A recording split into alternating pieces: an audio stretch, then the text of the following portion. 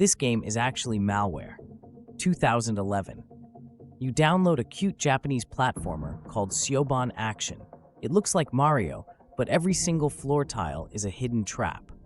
But the real nightmare starts when you try to close the window.